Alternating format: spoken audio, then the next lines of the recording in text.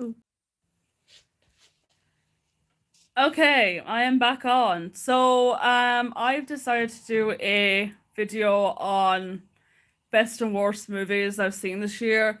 Now, I haven't seen every single movie under the sun in 2022.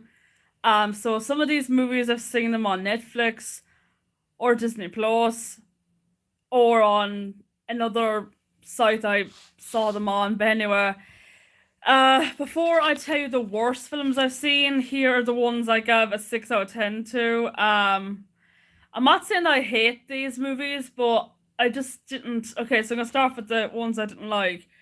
Honorable mentions because I haven't written down actually. So honorable mentions for my worst movies.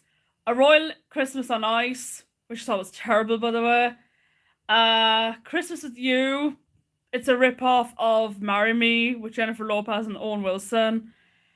Lights, Camera, Christmas. I forget what that's about. What other films?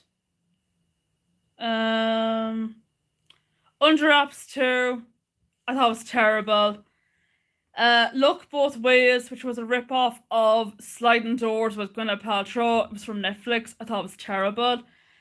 Minions: The Rise of. Oh, sorry, scratch that. What films I've seen? Yeah, they're just some of the ones that are the worst. But with that being said, here are the ones I thought were just so bad. I just said, what the heck? And these movies were so forgettable. Some of them might even shock you, but I am sorry. So here we go. Okay. The first movie up is in no particular order, by the way, is Ticket to Paradise, which starred George Clooney and Julia Roberts. For me, I thought it was forgettable. I mean, I love both George and Julia Roberts, and for a romantic comedy, I was kind of disappointed. I thought it was boring. I thought it was cliched. I didn't like it at all. So sorry to that.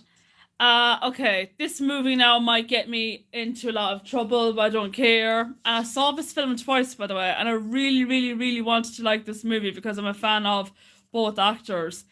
But this movie was just all over the place. The music was so god-forsaken loud.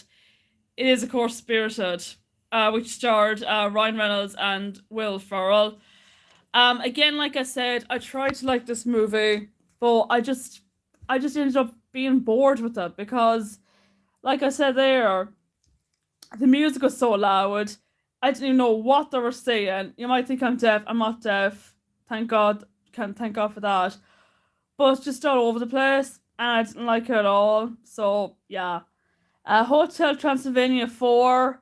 It wasn't the same as Adam Sandler and Kevin James. I thought it was terrible. Morbius. Yes, that one with Jared Leto as a guy who gets bitten by a bat and becomes, what you call him, Morbius, like a vampire. It was just so bad. And then seeing what's his face, Matt Smith as his brother, I was just so laughable. Good God. Death on the Nile, forgettable. I preferred Murder on Orient Express. Then in between, I thought it was plain stupid. Me Time with Kevin Hart. By the way, he makes this list twice, by the way, because he's starting like 3 movies this year. Forgettable. Strange World, saw it today, and I just thought it was boring for a kids' movie and for it being Disney's 100th. Like, it's part of the Disney's 100th movies. I thought it was god awful. The Man from Toronto, which stars Kevin Hart and Woody Harrelson, I thought was awful as well. I mean, I forget what the movie's even about, to be honest with you. Cheaper by the Dozen, the remake, which had like Zach Braff, Gabrielle Union. They were like kind of like a non-barnacle family. I thought it was awful. And Passion Steve Martin one, it was just terrible.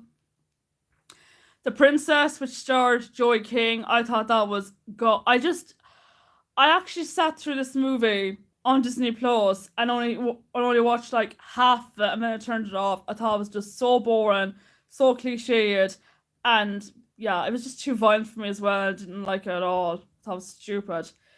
Minions: The Rise of Gru. This took 2 years, by the way. This movie was supposed to come out in 2019, then 2020, then 2021, and it finally came out this year. And let me tell you, it was just forgettable, and all passion just become me. Thor: Love and Thunder, I thought it was terrible. The Weekend Away, which was like a Netflix movie, had Leighton Measure in it. I thought it was god awful. And my number one film, that is the worst film I have ever seen since God knows when, and it actually makes The Room become a masterpiece, is A Fairy Tale After All, which is directed by a guy that's on YouTube, Eric Christensen. Eric Peter Christensen's in it. Now, I know, now, don't get me wrong, okay? I actually follow his content. Like, there's nothing wrong with him. I have nothing against this guy. But direction wise, I thought it was so bad. I mean, I forget the movie was even about. It felt like I was watching a YouTube parody of like Snow White. It was just so bad.